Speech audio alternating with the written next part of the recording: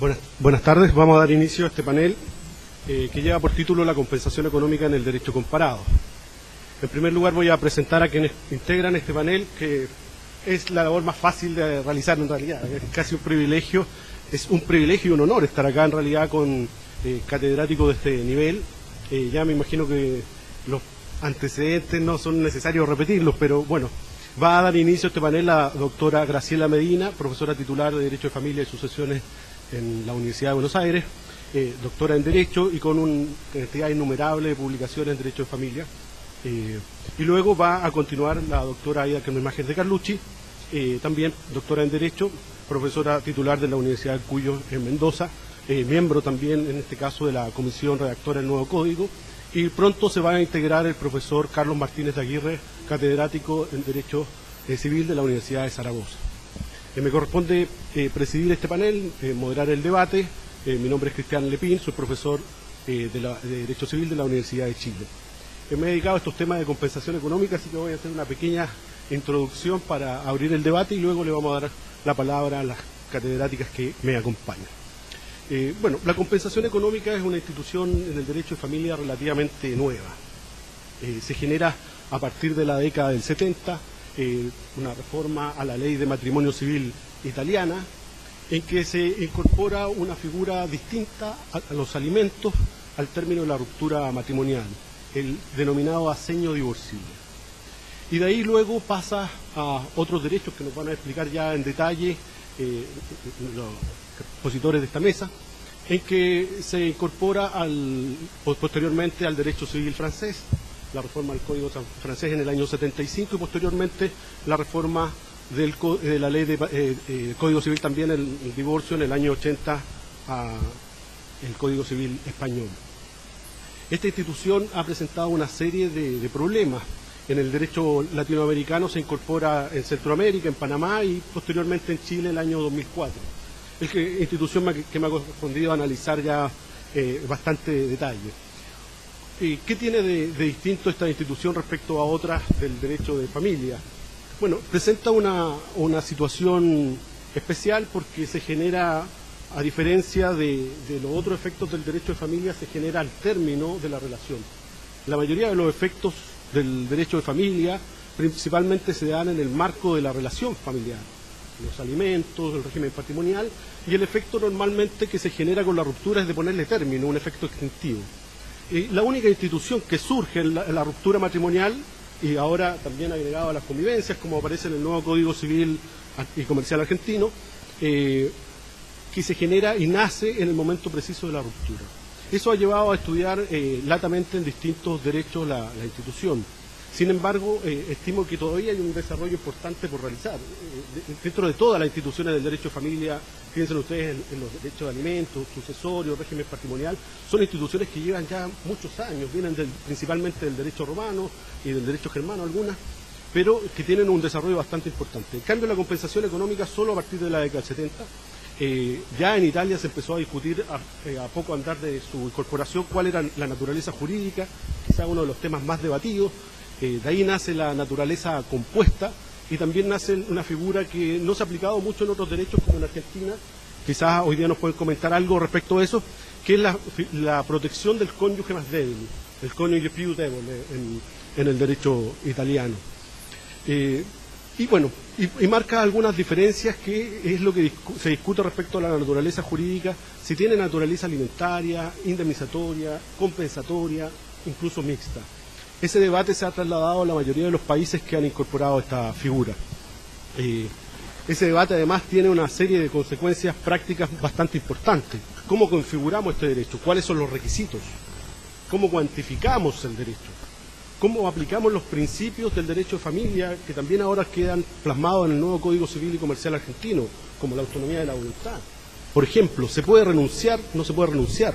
¿Se puede regular en las capitulaciones matrimoniales o las convenciones matrimoniales? Son preguntas que surgen en la aplicación de este instituto. La cuantificación ha sido un problema casi insoluble en la mayoría de las legislaciones y la mayoría de los derechos que me ha tocado estudiar.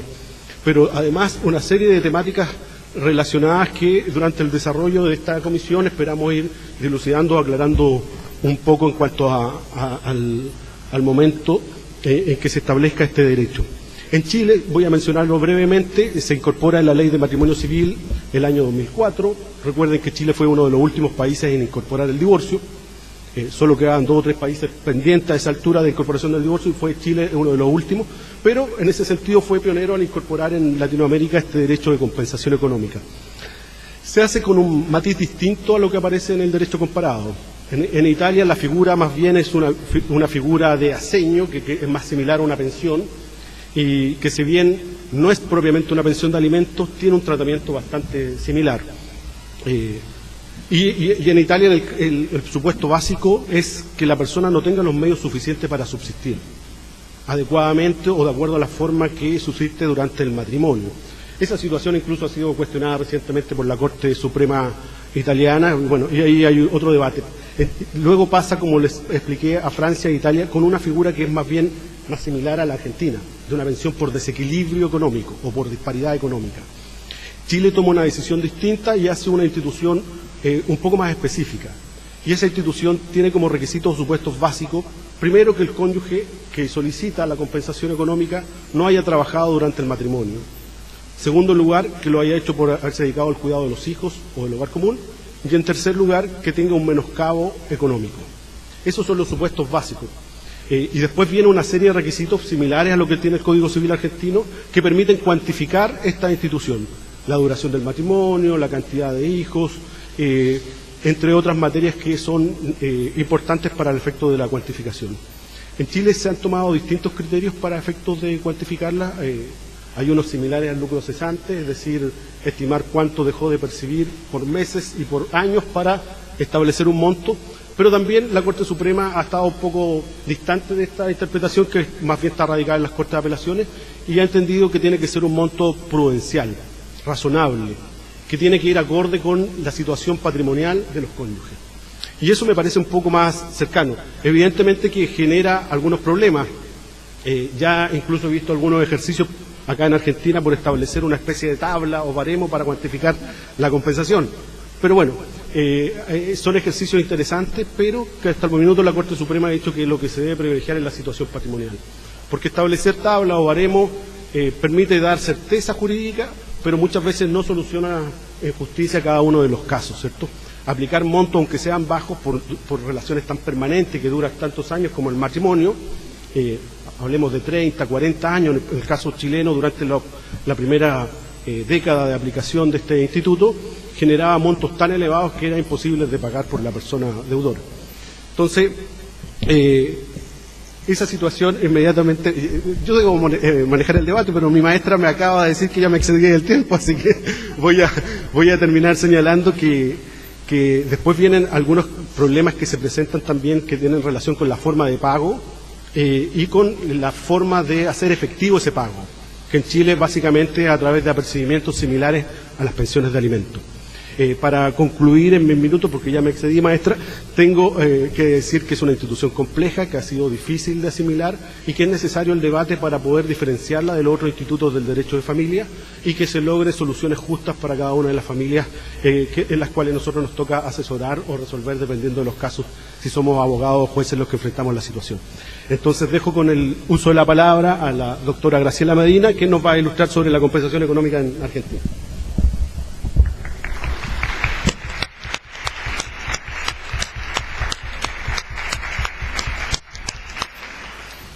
Muchas gracias, doctor Lepín. Difícilmente en tan pocos minutos alguien podría haber dicho tanto y tan bien dicho.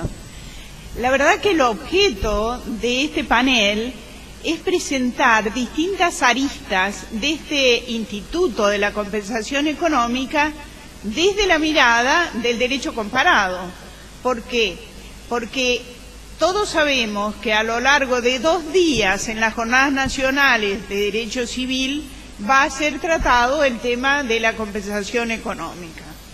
Entonces, la manera como nos hemos dividido los temas es, por mi parte voy a hacer una brevísima y ahora cada vez más breve presentación del derecho argentino con algunos tópicos del derecho comparado, sobre todo el derecho mexicano y del derecho norteamericano. La doctora Kemmermacher se va a referir al derecho argentino con respecto al derecho francés y luego nos hablarán del derecho español. La denominación que ha ido adquiriendo la compensación económica ha sido diferente en los diferentes países donde se ha arraigado, como bien dijo el profesor Lepín, esto viene de la década del 70. Una prestación compensatoria es en Francia, en España primero una pensión compensatoria y luego prestación compensatoria, en Italia asignación por divorcio, en Chile compensación económica. Pero vamos a ver cómo lo legisla nuestro novísimo Código Civil y Comercial Unificado. Me permito centrarlos un minuto en un artículo que todavía nos es ajeno y difícil. El artículo 441 que tienen en pantalla dice que la compensación económica se da al cónyuge a quien el divorcio produce un desequilibrio manifiesto que signifique un empeoramiento de su situación que tenga por causa adecuada al vínculo matrimonial y su ruptura. Este cónyuge tiene derecho a una compensación. Esta puede consistir en una prestación única, en una renta por tiempo determinado o excepcionalmente por plazo indeterminado, y puede pagarse con dinero, con el usufructo de determinados bienes o de cualquier otro modo que acuerden las partes o decida el juez. Y lo primero que nos surge ante esta norma es ¿por qué? Y surgen algunas preguntas. ¿Cuál es el fundamento de la pensión compensatoria o de la compensación económica? Si nosotros no entendemos el fundamento, no vamos a poder entender el instituto. ¿Cuál es la relación entre el régimen patrimonial del matrimonio y la compensación económica? ¿Cómo se prueba esta desproporción o este desequilibrio? ¿Cuál es la diferencia entre la compensación económica en el matrimonio y en la unión convivencial? Y por último, ¿se puede renunciar o pactar de antemano durante el matrimonio o al momento del divorcio acerca de la compensación económica? Estos son los 7 temas que voy a tratar de abordar muy rápidamente. El fundamento. ¿Por qué un ex cónyuge le debe pagar a alguien con quien ha finalizado su relación, a alguien con quien está divorciado, suma alguna, independientemente de entregarle lo que le corresponda del régimen matrimonial, que en nuestro derecho sigue siendo régimen mayoritario, el régimen de la comunidad? ¿Por qué un cónyuge debe, además de entregar el 50% de los bienes gananciales, entregar otra suma de dinero y a lo mejor entregarla de por vida, o en cuotas, o en usufructo de sus bienes? Porque la ley lo dice. Sería la respuesta más rápida, pero necesitamos un principio que nos fundamente o ancle esta solución.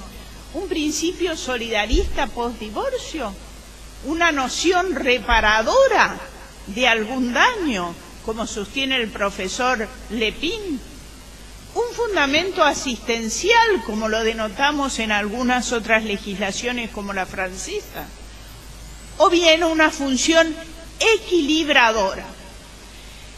Por mi parte sinceramente pienso, que el fundamento lo debemos encontrar en la igualdad real de oportunidades entre el hombre y la mujer o entre los dos cónyuges, que se encuentra en el artículo 17.4 de la Convención de Derechos Humanos, que establece que los Estados partes deben tomar medidas apropiadas para asegurar la igualdad de derechos y la adecuada equivalencia de responsabilidad de los cónyuges en cuanto al matrimonio, durante el matrimonio y en caso de disolución. Igualdad de que de ninguna manera se da cuando existe un desequilibrio entre ambos al momento de la disolución.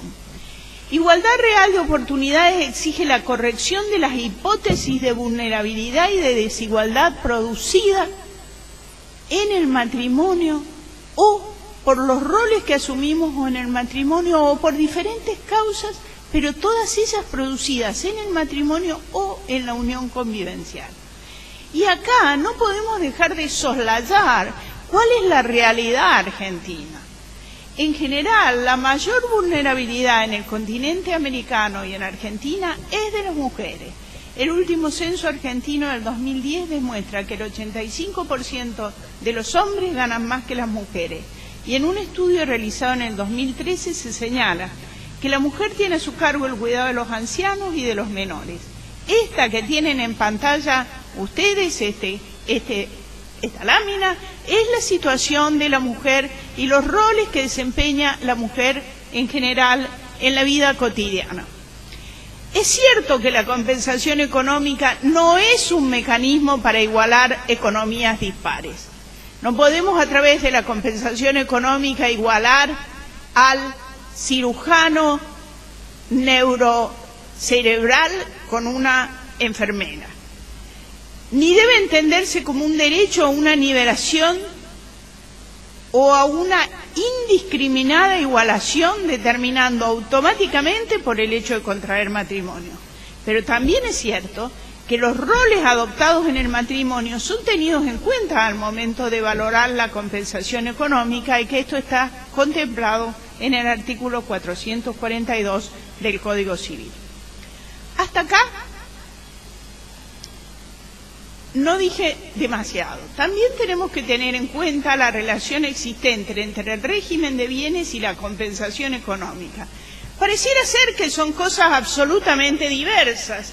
El régimen de bienes en nuestro país, general, mayoritario, es el régimen de comunidad, que establece una presunción de iure de igualdad de esfuerzos en la obtención de bienes, valoriza el trabajo doméstico y las tareas de cuidado, y al momento de la disolución establece la división de los bienes obtenidos durante el matrimonio en forma igualitaria y no admite prueba en contraria. En cambio, en el régimen de separación que hoy se puede elegir, las partes reciben sin tener en cuenta para nada el régimen de comunidad antes descrito.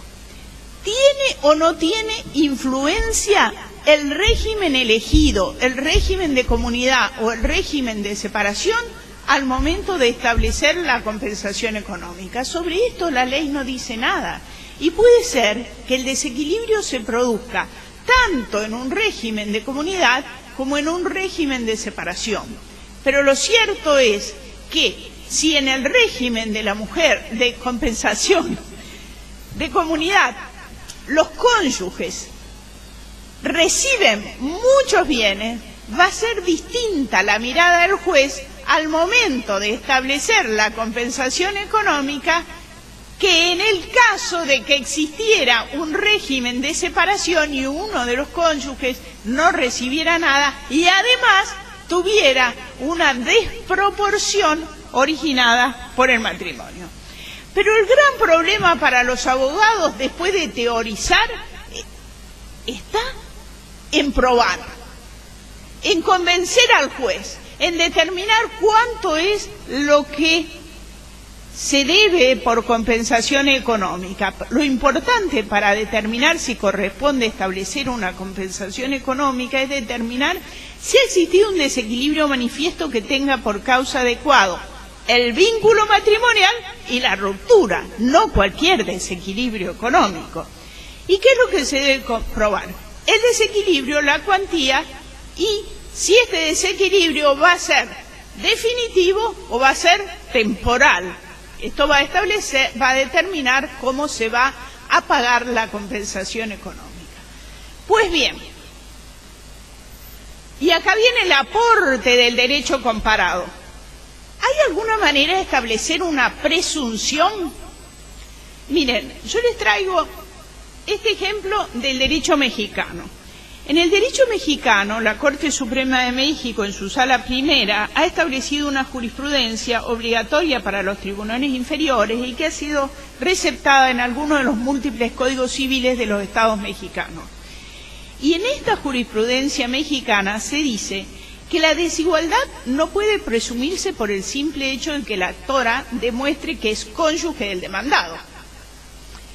Cuando ésta demanda el pago con el argumento que tiene necesidad de ellos porque se dedicó preponderantemente al trabajo del hogar o al cuidado y educación de los hijos, ya que en su matrimonio así se atribuyó la contribución de referencia, y acá viene, se presume que tal argumentación es cierta. Pues es un hecho innegable que en México, por la permanencia de los roles de género, la mayoría de las mujeres casadas se dedican preponderantemente a los quehaceres propios del hogar, así como al cuidado y educación de los hijos, lo cual les limita sus oportunidades de desarrollarse profesional o laboralmente, con lo que reducen notablemente la obtención de ingresos en comparación con los del marido. De ahí que si se toma en cuenta que esa necesidad tiene como antecedente la presunción de referencia y que se sustenta en hechos negativos, atento a la distribución de las cargas probatorias, debe concluirse que es el demandado a quien le corresponde demostrar lo contrario. No es una presunción iure de iure, como en el régimen de bienes de la comunidad, en el que se presumen que todos los bienes son adquiridos por el esfuerzo común. Es una presunción iuris tantum que deviene del conocimiento de una realidad social. ¿Puede aplicarse esta presunción mexicana en Argentina? No lo sé, nosotros estamos acostumbrados, y yo preponderantemente me inclino, por analizar las situaciones caso a caso. Pero no hay que desconocer que en el año 2013 el INDEC realizó una encuesta sobre trabajo no remunerado y uso del tiempo para captar información respecto de la participación y el tiempo destinado a las tareas domésticas en el propio hogar y al cuidado de miembros del hogar y al trabajo voluntario y de ayuda a otros hogares. El trabajo se realizó en muestras tomadas en todo el país y demostró que el 95% del trabajo de cuidado es realizado por mujeres que viven en parejas estables. La situación es similar a México, con lo cual no descartamos que quizás alguien podría plantear este mismo tipo de presunciones. Diferencias entre la compensación económica en caso de matrimonio y en caso de divorcio. Si bien se regula la compensación económica para la unión convivencial y para el matrimonio, son diferentes. ¿Por qué? Porque en el matrimonio la prestación puede ser pagada a través de una renta única o temporaria y excepcionalmente por tiempo indeterminado, mientras que en la unión convivencial solamente puede ser pagada mediante una prestación única o una renta por tiempo temporario, jamás por tiempo indeterminado. El máximo tiempo será el de la convivencia. La caducidad para plantear el reclamo en la unión convivencial se plantea a los 6 meses desde el cese, y acá sí tiene relevancia la separación, mientras que en el matrimonio la caducidad se plantea a los 6 meses desde la sentencia de divorcio y es irrelevante la separación de hecho. Y en la unión convivencial la compensación nace con la muerte, entre otras cuestiones, entre otros supuestos, mientras que en el matrimonio no hay posibilidad de solicitar una compensación económica tras la muerte de uno de los cónyuges. La muerte como nacimiento de la compensación en el matrimonio no está admitida, insisto, y en la unión convivencial sí está admitida. Quizás la causa de la distinción deviene en que el cónyuge tiene derechos hereditarios y el conviviente no.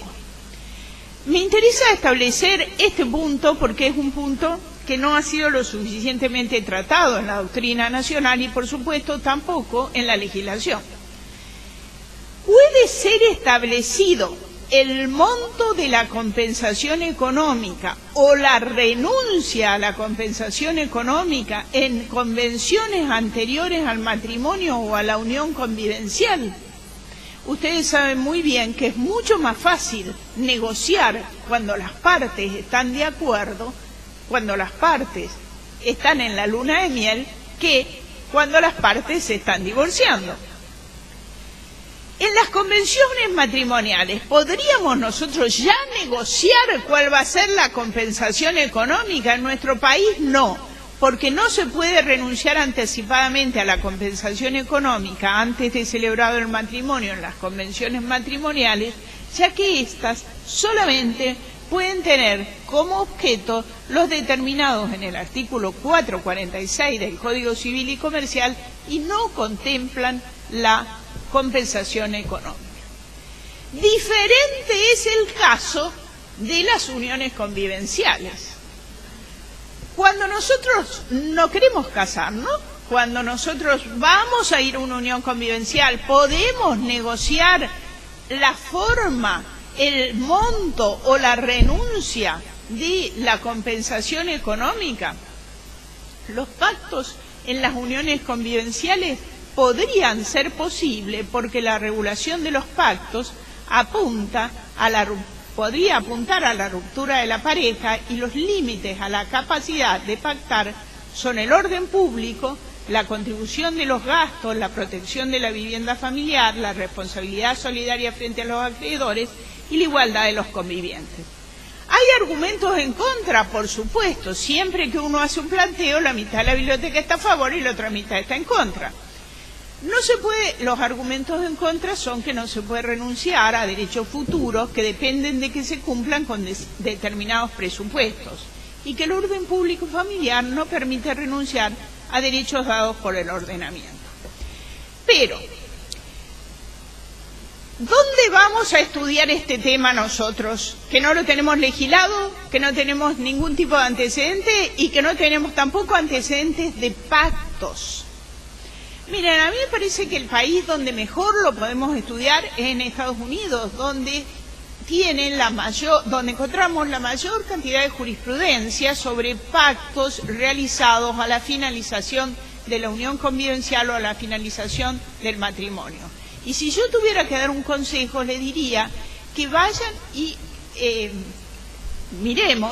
vayamos y miremos a los principios del American Law Institute del 2002, que estos principios fueron creados a los fines de influir en las legislaciones estaduales de los Estados Unidos, pero que influyen muchísimo en la jurisprudencia de los Estados Unidos y que tienen mucha influencia porque fueron construidos estos principios tomando como base más de 1000 casos de jurisprudencia en los Estados Unidos.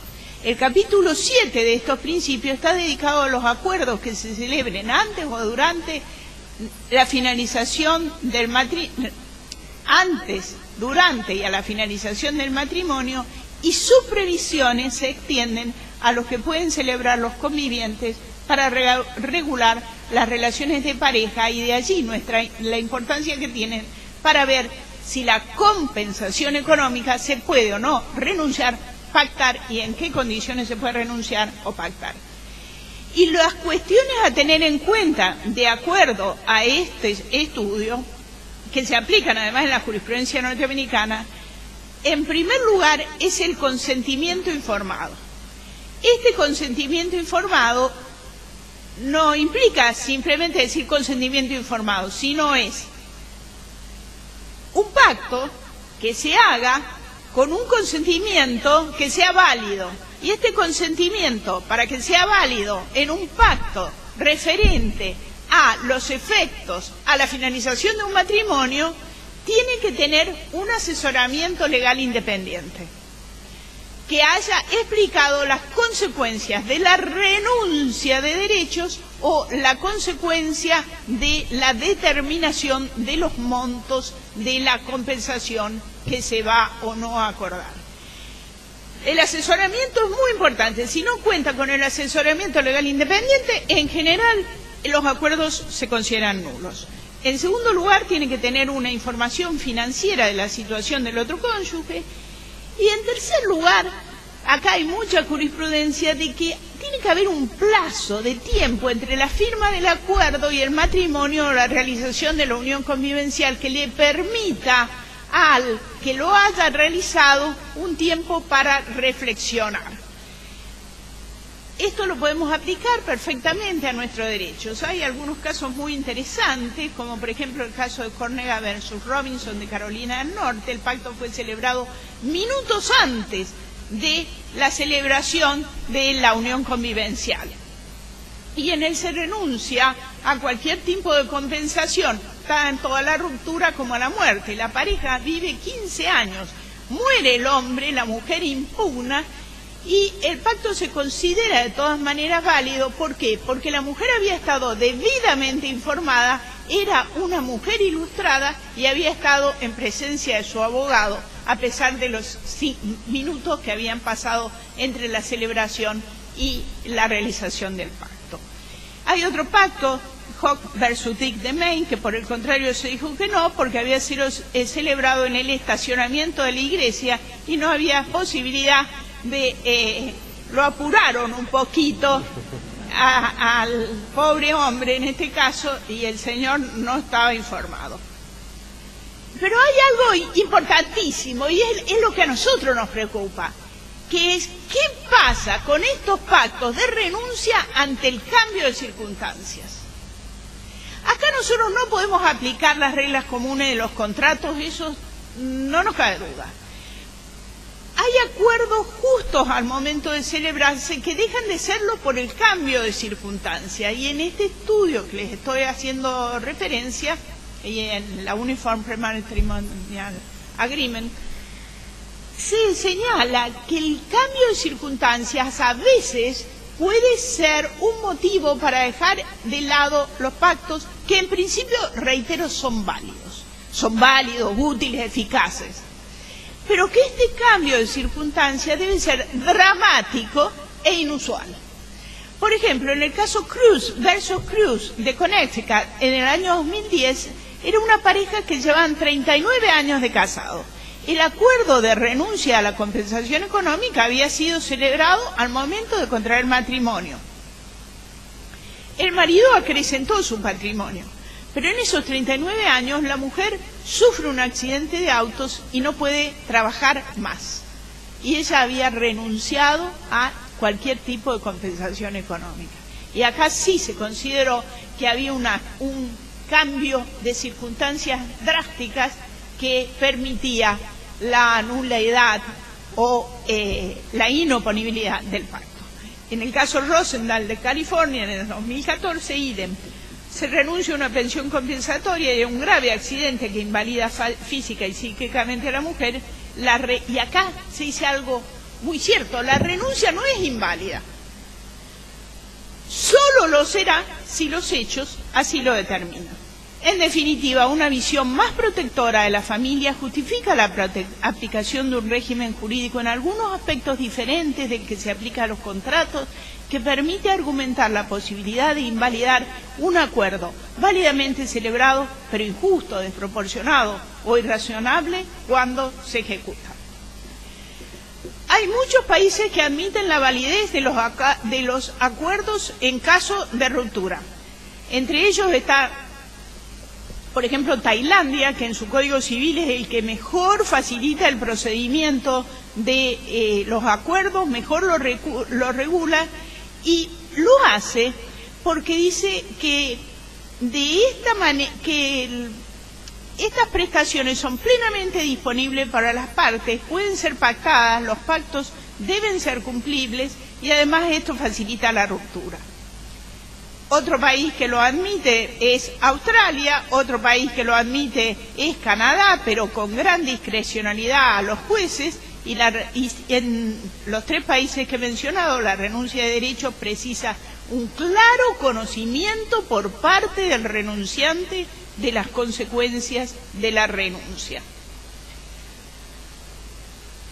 Creo que esto que les acabo de contar sobre el derecho comparado son elementos que nosotros deberemos tener en cuenta cuando vayamos a realizar un pacto de renuncia, un pacto anticipado de establecimiento de compensaciones económicas en el caso de uniones convivenciales, e inclusive también cuando realizamos un convenio de compensaciones económicas en el caso de los divorcios.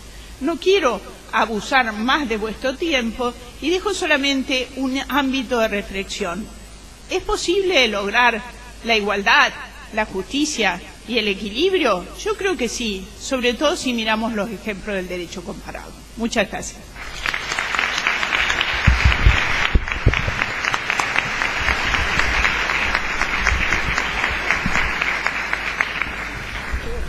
Sí, perfecto. Agradecemos entonces a la doctora Graciela Medina por la excelente exposición y por los conocimientos que nos ha señalado respecto al derecho comparado, especialmente México-Estados Unidos, en un problema sumamente complejo como es el de la renuncia a la compensación.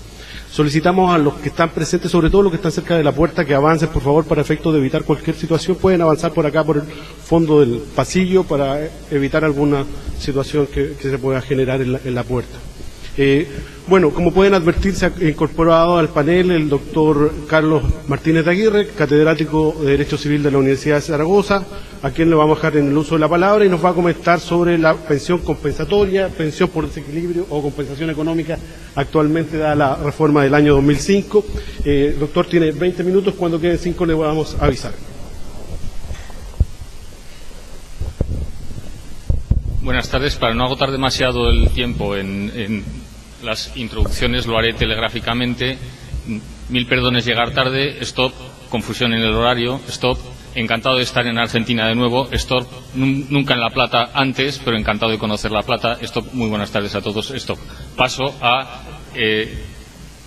exponer el tema que creo que tiene el sentido de explicar, describir más o menos rápidamente también, no tan telegráficamente, cómo es esta figura de la compensación por desequilibrio en derecho español, donde la tenemos desde hace más de 35 años, con cambios legales y con un desarrollo jurisprudencial importante. Naturalmente, aquí debo hacer algunas advertencias. Primero, en 20 minutos no da tiempo de casi nada. Segundo, este es un tema muy prudencial y muy casuístico. Y, por tanto, hay muchos casos muy distintos que tienen matices que llevan a que, siendo aparentemente muy parecidos, las resoluciones judiciales son distintas y entonces siempre hay que estar las circunstancias concretas del caso concreto. Y, por tanto, yo no puedo. Tenemos muchas sentencias del Tribunal Supremo, muchísimas sentencias de las audiencias provinciales sobre esta materia, con doctrina interesante que no puedo recoger aquí más que en lo que son las grandes líneas más o menos consolidadas del derecho español.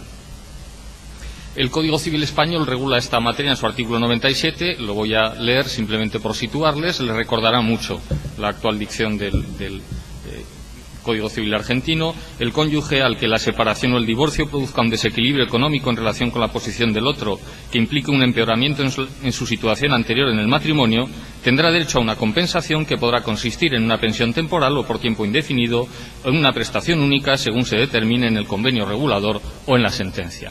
Como ven ustedes, es muy similar la dicción a la argentina. Voy a tratar de prácticamente los mismos temas que ha tratado la doctora Medina, porque son los temas, efectivamente, de los que hay que hablar. Primero, el fundamento. No queda claro cuál es el fundamento último de la compensación. Es habitual decir, el fundamento es un desequilibrio, claro, evidentemente, pero más allá, ¿por qué hay que cubrir ese desequilibrio? Esa es la pregunta, por el fundamento. Y desde luego más aún si la pensión, si adopta la forma de pensión y si esa pensión es vitalicia o indefinida. Hay una suerte de contradicción aquí con el propio planteamiento del divorcio, más cuando se trata de un sistema de divorcio unilateral sin causa. El divorcio desvincula a los cónyuges, que sin embargo pueden seguir unidos, incluso de por vida, por una pensión compensatoria cuyo fundamento último sería un matrimonio civilmente inexistente. Pero esto es algo que debe ser tenido en cuenta por el legislador, no en el momento en el que hay que aplicar las reglas. En cuanto a la naturaleza de la compensación, está claro que no tiene naturaleza alimentaria, es decir, no procede de una eventual subsistencia de la obligación de alimentos tras el divorcio, ya que los presupuestos son distintos. En el caso de los alimentos es la necesidad, en el caso de la compensación es el desequilibrio. Tampoco es una indemnización basada en la eventual culpabilidad de uno de los cónyuges, porque en el sistema español, como en el argentino, el divorcio es absolutamente objetivo, se prescinde de criterios culpabilísticos. Y por último, no constituye, y esto lo ha dicho reiteradamente nuestro Tribunal Supremo, un mecanismo equilibrador de patrimonios. Es decir, no se trata de que los patrimonios de los dos excónyuges queden equilibrados tras el divorcio. Su naturaleza, entonces, es meramente compensatoria y está ligada a la existencia de ese desequilibrio económico, que determina el empeoramiento de la situación de uno de los cónyuges con respecto a la que tenía constante matrimonio. Aquí ha habido dos interpretaciones, una más durante los primeros años de aplicación de la compensación, y otra, la que se ha asentado, yo diría que ahora casi definitivamente por obra de la jurisprudencia más reciente del Tribunal Supremo. La primera tiene un carácter puramente objetivo. Hay desequilibrio, hay derecho a compensación. Punto. Y ya está. No se entra en discutir por qué se ha producido el desequilibrio ni nada por el estilo. Hay desequilibrio, hay compensación. Se puede debatir cuánta es la compensación, qué compensación hay que dar. Esa es la que podríamos llamar corriente puramente objetiva. Sin embargo, el Tribunal Supremo, en los últimos años, y buena parte de la doctrina también, se ha inclinado por una concepción más causalizada de la compensación por desequilibrio y ha utilizado las circunstancias. En España también tenemos un listado de circunstancias que el juez debe tener en cuenta, en principio para determinar la cuantía de la pensión o de la compensación, pero que se utiliza también para determinar si la pensión debe existir o no, o si la compensación debe existir o no. De forma que el juez, teniendo en cuenta esas circunstancias, puede decidir que no hay compensación, porque de acuerdo con las circunstancias no procedería. Esto sirve también para evitar, como alguna de las otras cosas que veremos, eventuales conductas oportunistas de alguno de los cónyuges que nunca se pueden descartar. Como les decía, el Tribunal Supremo ha ido causalizando el desequilibrio generador de la compensación y lo ha reconducido a la mayor dedicación a la familia del cónyuge perjudicado y a la pérdida de oportunidades profesionales de ese mismo cónyuge, efectivamente, en la mayor parte de los casos, la mujer. Lo que se compensa, entonces, es un desequilibrio que ha sido provocado porque uno de los cónyuges ha dedicado más tiempo, típicamente al cuidado de los hijos, al cuidado de la casa, ha descuidado su proyección profesional, incluso no trabajando, dejando el empleo que tenía antes de casarse, y que cuando se produce el divorcio resulta que está en una situación peor que la que tendría, de eso hablaré también inmediatamente, de no haberse casado. Esta cuestión debe ser puesta en relación también, efectivamente, con el régimen económico matrimonial, que en España también es de comunidad de ganancias, porque ese régimen, efectivamente, tiene una función compensatoria por sí mismo. Una de sus funcionalidades es compensar la mayor dedicación a la familia de uno de los cónyuges, normalmente la esposa, atribuyéndole la mitad de los bienes obtenidos por el otro cónyuge, habitualmente el marido, en el ejercicio de su labor profesional. Es decir, que sería algo así como que el marido se beneficia, en el esquema más tradicional, el marido se beneficia del trabajo que realiza la mujer en la casa, la mujer se beneficia del trabajo que realiza el marido fuera de casa. De forma que el sistema, el régimen económico matrimonial tiene esa función compensatoria inicial. Por eso el régimen de comunidad actúa, en cierta medida, como un mecanismo compensatorio por sí mismo. Y, de hecho, para hacer un cálculo adecuado del desequilibrio definitivo es preciso proceder previamente a la liquidación del régimen económico matrimonial de ganancias, porque solo entonces se sabe cuál es exactamente la situación económica de cada uno de los cónyuges. Esto explica algunas resoluciones judiciales que establecen una prestación compensatoria provisional hasta que se liquide el régimen económico matrimonial. Así que dicen, bueno, de momento hay un desequilibrio, ese desequilibrio debe ser compensado, pero se va a liquidar el régimen. Eso va a llevar un año, puede llevar tiempo, a veces puede llevar más tiempo, hasta que no se produzca la liquidación, la compensación es esta. Y una vez se haya producido, volvemos a decidir cuál es la compensación. Ya sabemos cuál es el equilibrio definitivo entre los patrimonios de los cónyuges y, por tanto, ya podemos dar una respuesta más definitiva a la compensación. Otro tema evidentemente importante es el de los pactos prematrimoniales relativos a la pensión, a la compensación por desequilibrio. Estos pactos pueden dirigirse bien a renunciar a la compensación, bien a prefijar su cuantía, muchas veces desligándola de cualquier desequilibrio. Simplemente se pacta esta compensación y ya está. O estableciendo también las bases para el cálculo de la compensación, tanto por año de matrimonio. Por ejemplo, bueno, la compensación será una pensión mensual de tantos euros por año de matrimonio. Esto no digo que sea muy habitual, pero se dan casos de esta naturaleza. Estos pactos pueden servir también para evitar conductas oportunistas y para dar mayor claridad a las reglas sobre el divorcio.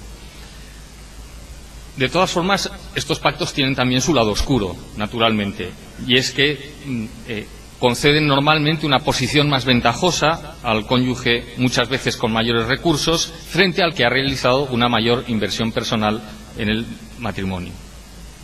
Por otro lado, la admisión sin ninguna restricción de los pactos podría afectar a la propia naturaleza de la compensación por desequilibrio y a su propio sentido en la estructura del divorcio. Y por último, se han planteado también problemas de desigualdad. Es decir, cabe establecer, por ejemplo, un pacto en cuya virtud solo uno de los cónyuges, pero no el otro, acuerde pagar una pensión o acuerde pagar una cantidad en caso de divorcio. Hay muchos autores, no se han planteado demasiados casos ante los tribunales, hay muchos autores que son reticentes, porque dicen, bueno, esto sería una especie de precio del divorcio, ¿no? Si tú quieres divorciarte, esto es lo que tienes que pagar, y podría ser vulnerador del principio de igualdad. Pero les pongo un caso conocido, tomado de la jurisprudencia de los Estados Unidos, que pueden explicar estos pactos. Son los acuerdos prematrimoniales entre Michael Douglas y Catherine Zeta-Jones, que son unos acuerdos bien conocidos, en cuya virtud solo él se obligaba, en caso de infidelidad y de divorcio por infidelidad, a pagar una suma muy importante a Catherine Zeta-Jones. Es verdad, ¿esto es violatorio del principio de igualdad? Pues probablemente, dados los antecedentes de Michael Douglas, no. Y entonces, claro, quiero decir, hay que conocer al personal. Y entonces, bueno, ¿qué les quiero decir con esto? Lo que les decía antes, las circunstancias del caso. Es decir, para enjuiciar cualquier pacto, hay que ir a las circunstancias concretas. ¿Por qué se pactó esta pensión? ¿Por qué se pactaron estas condiciones? ¿Por qué se pactó esta cuantía? ¿Por qué solo en favor de uno y no del otro? Etcétera. Si está causalizado, puede tener sentido. En todo caso, sí que parece, en línea de principio, parece más coherente con la escasa eficacia vinculante del matrimonio civil en general, que se puede disolver por voluntad de cualquiera de los cónyuges, con el papel crecientemente importante de la voluntad de los cónyuges a la hora de constituir y de romper el matrimonio, con las dudas acerca del fundamento último de la compensación, con el carácter dispositivo que por lo menos en derecho español se reconoce a las normas sobre compensación, entender que estos pactos son válidos y eficaces.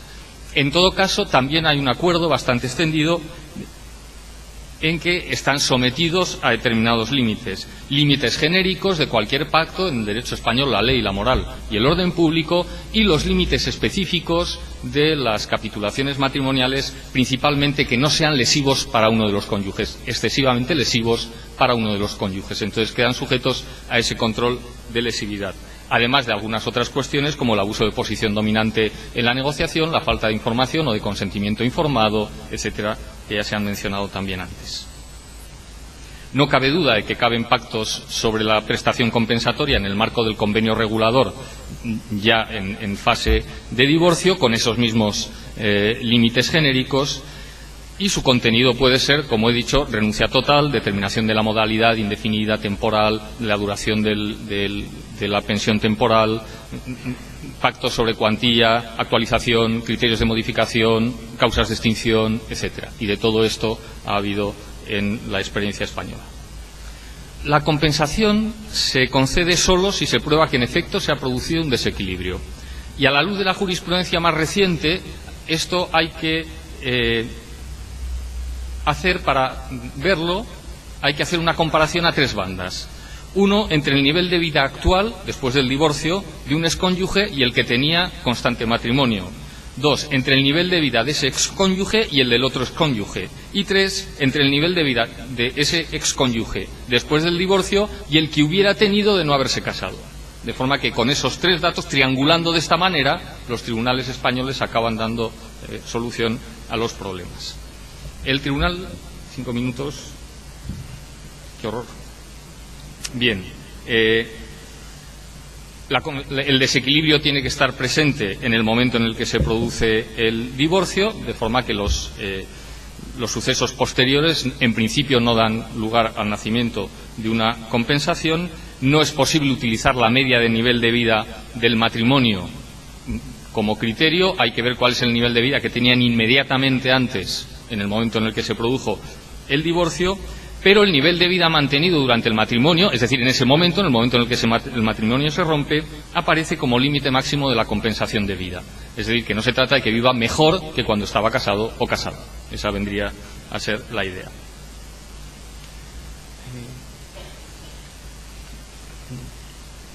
Una cuestión concreta. Claro, en bastantes ocasiones, no se ha concedido prestación compensatoria cuando uno de los cónyuges, las ganancias de uno de los cónyuges no le permitían atender simultáneamente a la pensión alimenticia de los hijos comunes, sus necesidades vitales y la prestación compensatoria. De esos tres ítems, el más débil es la prestación compensatoria y, por tanto, es el primero que cae.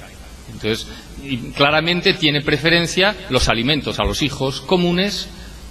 Y si los hijos no comunes habidos por ese excónyuge después del matrimonio, bueno, pues se entiende que la presencia de hijos nuevos, de una nueva relación, no debe afectar a una obligación de carácter familiar asumida con anterioridad. Como regla general. Luego hay muchos casos muy distintos y depende de las circunstancias, de los patrimonios, etcétera, pero la regla general más o menos es la que les digo. El Código Civil Español plantea un listado de circunstancias que no se lo voy a leer porque nos haría perder demasiado tiempo. El derecho español, la pensión indefinida no tiene carácter excepcional como tiene en Argentina. Es más, durante muchos años, hasta la reforma de 2005, fue la regla. De forma que nosotros lo que ha sido más raro y lo que ha habido que argumentar mejor es la temporalidad de la pensión, que ahora está expresamente admitida por la ley. Sí que para los casos, una idea, claro, voy un poco a trompicones ya, casi telegráficamente. Pero una idea que me parece que puede ser interesante es que en ocasiones y así lo contempla el derecho civil catalán, en ocasiones se concede una prestación a tanto alzado, es decir, prestación compensatoria consistente en una suma de dinero, pero pagadera a plazos. No más en plazos, claro, porque puede ser una suma importante. El derecho catalán establece 3 años como máximo, pero las diferencias son importantes. Por ejemplo, la prestación pagada a plazos genera intereses, la pensión no genera intereses, es lo que es. La pensión a tanto alzado pagadera a plazos es inmune a cualquier modificación de fortuna, etcétera. Es una obligación ya asumida, es una obligación ya completamente concretada y, por tanto, es inmune a causas de modificación o de extinción sobrevenidas con posterioridad, porque estamos hablando de una obligación normal y corriente. Vamos con los mecanismos de actualización. Aquí 2 ideas que me parecen importantes. La primera, el derecho español prevé que el juez establezca mecanismos de actualización de la pensión. Pero, en todo caso, parece buen consejo siempre, 1, incluirlos en el convenio regulador, 2, pedir al juez que los señale, aunque la ley, en el caso español, establezca que el juez tiene que establecerlo, pedir al juez y, si es posible, darle ideas sobre cómo serían esos mecanismos de actualización. Y la segunda, en cuanto a la modificación de la pensión, la regla en derecho español es que, aunque está prevista la modificación con carácter general, en realidad lo único que se admiten son modificaciones a la baja de la pensión compensatoria. Bien, porque se entiende que si ha mejorado la fortuna del cónyuge deudor, del excónyuge deudor, ha sido por circunstancias posteriores al divorcio y que, por tanto, no afectan ya a la relación preexistente. Por tanto, ¿qué es lo que puede pasar y qué modificaciones son las relevantes? 1, que el cónyuge deudor llegue a mejor fortuna. Tiene un buen trabajo, gana suficiente dinero, ya se ha reequilibrado la posición, ya no necesita la pensión. O segunda, esto afecta sobre todo a las prestaciones en forma de pensión, o la segunda es un descenso importante en la fortuna del cónyuge deudor. Es decir, el cónyuge deudor resulta que ganaba tanto, una enfermedad, se ha jubilado, ha perdido el trabajo, lo ha perdido establemente y de forma, quiero decir que no una pérdida de trabajo que 6 meses después vuelve a trabajar, no, sino que se comprueba que es una pérdida definitiva, permanente, etcétera. En esto el Tribunal Supremo es muy exigente y en esos casos se admite, pero entonces, como ven ustedes, siempre siempre. En el 97,58% de los casos, más o menos, es disminución de la pensión. Bien, sobre la extinción de la pensión, simplemente decir que en el derecho español está legalmente prevista por transcurso del tiempo, pero también por el matrimonio del cónyuge acreedor o por la convivencia marital del cónyuge acreedor, por entender dos cosas: que la nueva relación genera ya un nuevo deber de ayuda, etcétera, que vuelve a reequilibrar, y segunda, porque tampoco parece lo mejor que un excónyuge financie la vida de su excónyuge con la otra nueva pareja. Entonces eso parece que va un poco más allá del sentido común. Y el Tribunal Supremo ha sido bastante, y con esto acabo de verdad, de la buena, ha sido bastante, ¿cómo les diría yo?, flexible a la hora de interpretar esa nueva vida marital, porque ha dicho que son suficientes a estos efectos la permanencia temporal o las visitas recíprocas en los respectivos domicilios o en establecimientos hosteleros. O sea, que ojo con irse de fin de semana o de cosas por el estilo con alguien, porque puedes quedarte sin la pensión compensatoria de la forma más estúpida. Y nada más, muchas gracias y perdón por el atropello.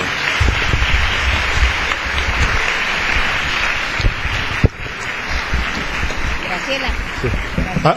Agradecemos entonces al doctor Carlos Martínez de Aguirre esta excelente exposición sobre la pensión compensatoria, compensación económica en el derecho español, y agradecemos también el uso del tiempo. Evidentemente que estas jornadas están recién iniciándose y requieren cumplir esos compromisos.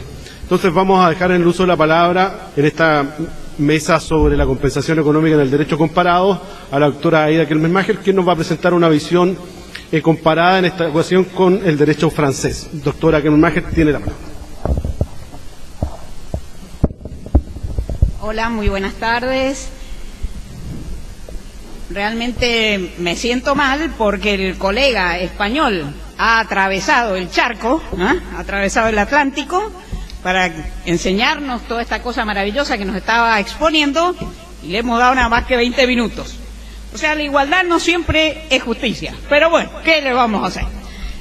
De lo que se viene diciendo, estamos viendo que estas prestaciones compensatorias en el derecho comparado pueden presentar dos visiones: una marcadamente asistencial, o sea, una donde lo asistencial es lo que tiene peso, ¿sí? Otra, por el contrario, como hemos visto en el derecho español, donde lo compensatorio es lo que tiene peso. Pero vieron ustedes que el profesor terminó diciéndonos que si se casa, cesa. ¿Eso qué quiere decir? Y que algo de asistencial también tiene, porque no se justifica.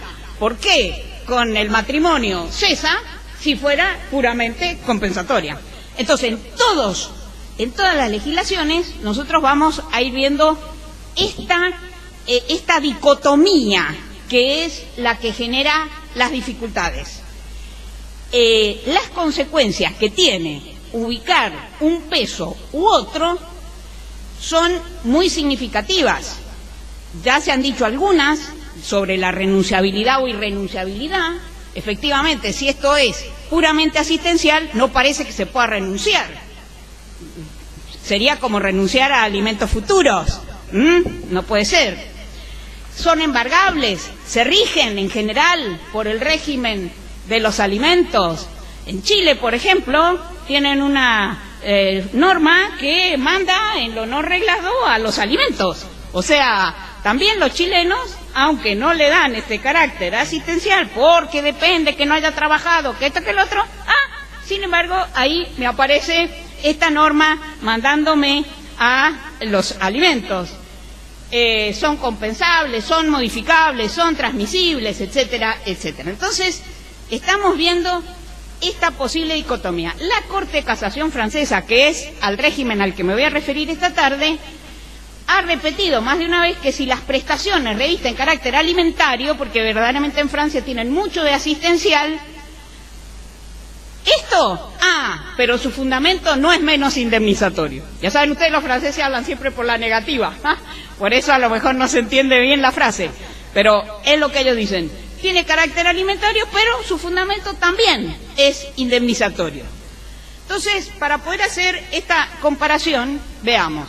En Francia, esto está regulado en los artículos 270, 281, ya estamos viendo que hay bastantes artículos, ¿sí? Nosotros en Argentina, todos lo sabemos, lo tenemos regulado para el matrimonio en el caso del divorcio, para el matrimonio también en el caso de nulidad y para los casos de uniones convivenciales en general, para las extinciones, con esto que nos explicó Graciela sobre el problema de si la muerte puede ser causal para la unión convivencial, pero no para el matrimonio. Entonces, veamos algunos de los problemas que generan esta comparación entre alimentos y prestaciones compensatorias. Nosotros sabemos que en el Código Civil y Comercial Argentina se introdujo una norma, lo he dicho otras veces, por razones netamente prácticas y a los efectos de que no se repitiesen peticiones de diferente tipo generando mayores conflictos al juicio de divorcio. Es esta frase muy criticada por parte de la doctrina que dice: la obligación no procede a favor del que recibe la compensación económica del artículo 441. O sea, o pido los alimentos o pido las prestaciones compensatorias. ¿Qué pasa en Francia? En Francia no hay una norma que diga exactamente eso, pero eso es lo que interpreta la Corte de Casación francesa. ¿Por qué? Porque el artículo 270, y en esto los chilenos empezaron igual, dice: el divorcio pone fin al deber de asistencia entre esposos. Y después viene regulada la prestación compensatoria. Entonces, de ahí se deducen los franceses, especialmente la Corte de Casación, que las prestaciones compensatorias vienen porque no hay asistencia. Si hubiese asistencia, y por eso en los casos de separación de hecho, por ejemplo, donde sigue el deber de asistencia, entonces como hay deber de asistencia, no hay prestaciones compensatorias. O sea, en esto Francia y la Argentina, por esta vía interpretativa, estaríamos en la misma posición. Dice la Corte de Casación, en este viejo fallo ya del 80, pero lo ha repetido, que la prestación compensatoria solo puede ser acordada en los casos en los que se ha producido la ruptura del lazo conyugal al que el deber de asistencia le ha puesto fin. No le ha puesto fin, permanece ese deber de asistencia, no me venga a hablar de prestaciones compensatorias. Y por eso, otra norma complementaria de esta, en el Código Procesal Civil de Francia, dice: cuando una de las partes no haya solicitado el pago de una pensión alimentaria o una contribución a las cargas, ahí el juez no puede pronunciar el divorcio sin haber invitado a las partes a explicarse sobre el pago de una prestación compensatoria. En Francia, igual que en Chile, las prestaciones compensatorias solamente se pueden otorgar si las pido en el juicio de divorcio. No tenemos una oportunidad posterior como la que tenemos acá. Pero entonces, fíjense, en el Código Procesal los franceses le pusieron: no pidió alimentos. ¡Ojo, ojo! El juez tiene que avisarle que están las prestaciones compensatorias. Nosotros eso no lo hemos puesto en nuestro código. O sea, no están esas facultades expresas del juez de decir: mire, ojo con esto, pídalo. Habrán jueces más activistas, menos activistas, pero quizás uno de los elementos también a tener en cuenta son estas situaciones de tipo asistencial que generan los alimentos. ¿Qué diferencia también tenemos siempre moviéndonos en esta dicotomía asistencia, compensación, reparación? Nosotros no tenemos ninguna norma que diga que hay que tener en cuenta la culpabilidad en el divorcio, y no puede haberla porque, por favor, hemos terminado con el divorcio contencioso. Aprendámonos esto, asumamos, por favor, que la Argentina no tiene más divorcio contencioso ni consecuencias generadas por el divorcio contencioso. Muy bien. Los franceses le incluyeron una norma, que también le incluyeron los chilenos. Dice: sin embargo, el juez puede rechazar la prestación si la equidad lo impone, sea en razón de alguno de estos, de todos estos presupuestos que tienen los españoles, que tienen los franceses, que tenemos nosotros, que tiene el chileno, todo, en razón de esos criterios fijados allí, o, dicen los franceses, porque el divorcio se pronunció por culpa exclusiva del cónyuge que peticiona el beneficio. Eso no está en el derecho argentino. Por lo tanto, la culpa en nuestro derecho no tiene esto. Quiero decirles también que en Francia es excepcional que tengan en cuenta este requisito. Bien, entonces, en el concepto vamos a ir viendo también algunas de estas dificultades de poner nuestro derecho con el derecho francés, no obstante que, como acá bien se ha dicho, el derecho francés fue uno de los primeros que incluyó después de los italianos en el año 75, pero tengo que decirles que ha sufrido muchísimas modificaciones, que esas modificaciones han ido recibiendo el aporte de la jurisprudencia, por lo que no hay que asustarse. Estas son figuras jurídicas que están en construcción, que los jueces la construyen y que pues el legislador viene a rellenar. Fíjense, en Francia el artículo 270 parte de la base que hay una disparidad, pero miren lo que dice, que la ruptura del matrimonio ha creado ¿en qué? En las condiciones de vida respectivas. No es exactamente lo mismo que dice nuestro código. No son las condiciones de vida respectivas las que tienen esta disparidad. Por eso, Carbonnier, que ha sido también aquí recién citado, dice que la compensación no tiende a reequilibrar dos patrimonios, sino más bien dos situaciones patrimoniales, y el maestro, o más precisamente dos programas patrimoniales de vida. Muy bien. En Francia originariamente tenía un carácter tarifario, prácticamente no habían rentas, era siempre en la forma de capital, pero esto con las sucesivas reformas fue siendo modificado y ya vamos a ver que también en Francia se aceptan las rentas. Nosotros desde el inicio sí la renta. Esta modificación del año 2004 dice que a título excepcional el juez puede, por decisión fundada, ¿cuándo? Cuando el edad o el estado de salud del acreedor no le permitan subvenir a sus necesidades, fijar una prestación bajo forma de una renta vitalicia. ¿Qué significa esto? Carácter asistencial, carácter alimentario stricto sensu. Las pautas para la determinación son muy parecidas en todos los países, como ya se acaba de decir, pero insistiendo en este carácter asistencial que tienen en Francia, el artículo 271 comienza diciendo: la prestación compensatoria se fija según las necesidades del cónyuge, a quién debe ser pagado, y los recursos del otro. Esto sería una fórmula para poner los alimentos, no en las prestaciones compensatorias, para empezar a regular. Y además, el acuerdo de los cónyuges es algo que los franceses tienen muy en cuenta para el divorcio por mutuo consentimiento, pero no empiezan con el acuerdo de los cónyuges si el divorcio es contencioso. Nosotros no. El artículo 442 empieza a falta de acuerdo, los cónyuges, o sea, lo primero es el acuerdo. Tengo que decirle desde luego que los franceses tienen normas específicas para estas prestaciones compensatorias cuando el divorcio es por mutuo acuerdo. También lo regularon con una reforma posterior. Las pautas muy parecidas. Siempre nos han dicho, ¿por qué no pusieron la duración del matrimonio en el caso del matrimonio? Los franceses no lo habían puesto originariamente. Lo pusieron con la reforma del año 2000, los chilenos también lo tienen. Los franceses dicen que, en la jurisprudencia, que lo que tengo que tener en cuenta es el patrimonio estimado, miren esto, o previsible de los esposos, tanto en el capital cuanto en los ingresos, después de la liquidación del régimen matrimonial, que es lo que se ha hablado acá. Entonces, ¿puedo estar previendo una herencia para recibir en el futuro? Si esta señora es muy rica y él tiene el padre muy viejito y enseguida va a recibir una herencia, ¿puedo tener en cuenta eso cuando le voy a fijar? La norma dice el patrimonio estimado o previsible, sus derechos existentes y previsibles. O sea que, está bien, no puedo pactar sobre herencia futura, pero parecería que un juez francés podría estar diciendo eso. En el derecho argentino no lo podría estar diciendo. Bien, entonces, una norma francesa que tampoco tiene correlatividad en la nuestra es la prueba a aportar por ambos cónyuges en una declaración jurada.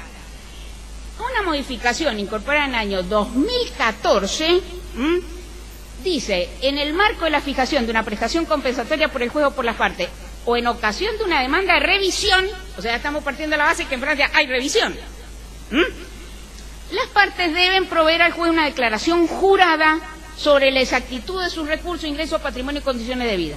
Esto ya estaba en el año 2014, Pero, 2004, perdón, pero el texto anterior fue declarado inconstitucional porque además de decir eso en la declaración jurada, tenía esto que decía: en la determinación de las necesidades y recursos, el juez no tiene en consideración las sumas recibidas a título de reparación por accidente de trabajo ni de compensación por una discapacidad. Se sostenía que esto en realidad era para cubrir sus propias discapacidades, pero fue atacado inconstitucional sosteniendo que como lo que estamos mirando es qué patrimonio tiene uno, el otro, qué es lo previsible y no previsible, no había ninguna razón para descontar, digamos, del patrimonio estos rubros. Las modalidades de pago, esto es muy interesante para nosotros. El 441 dice puede pagarse con dinero, con el usufructo de determinados bienes o de cualquier otro modo que lo acuerden los jueces o lo decían las partes. Muy bien.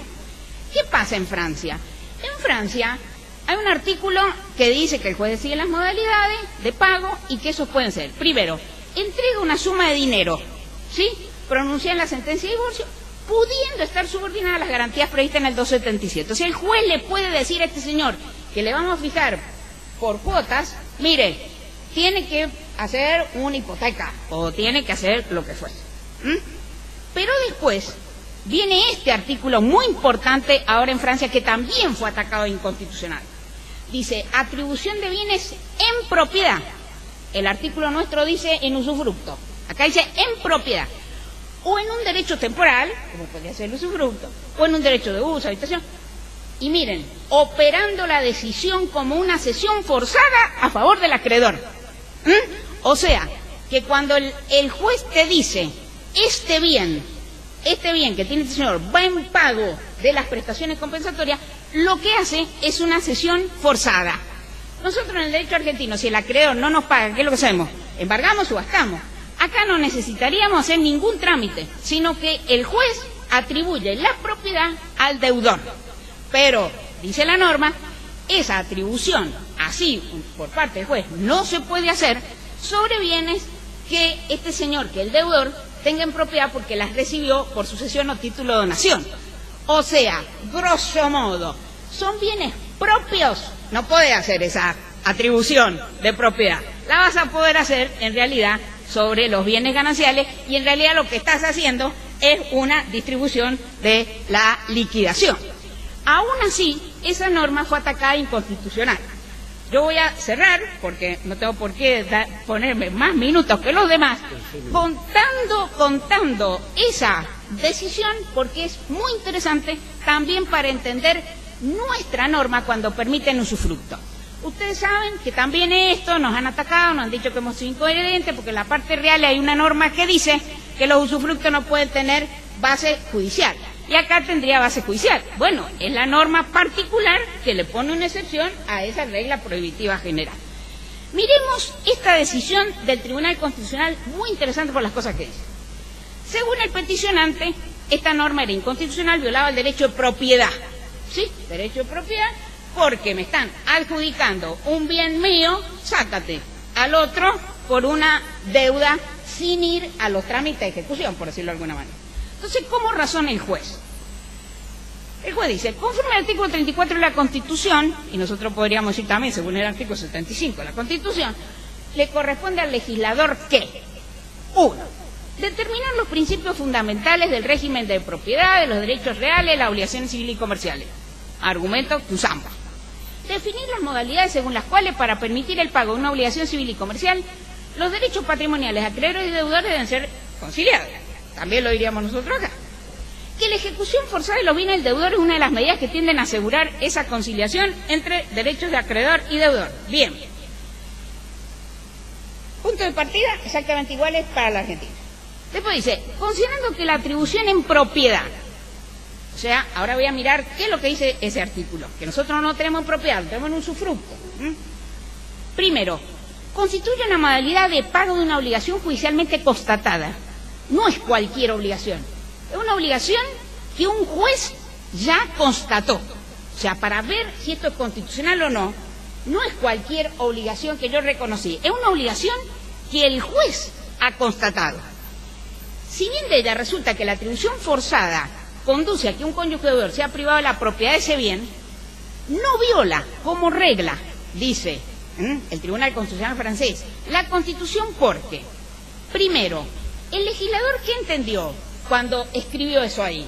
Primero, facilitar la constitución de un capital a fin de arreglar los efectos pecuniarios del divorcio. Desde el año 75, aquella famosa reforma que se atribuye al maestro Carbonnier, lo que se quiso es que con el divorcio termino. Con el divorcio termino. De aquí en más, bueno, sí, hijos, todo eso va a quedar pendiente y por supuesto porque hemos tenido una vida en común. Pero por favor, relación entre los cónyuges, mientras más rápido terminemos, mejor.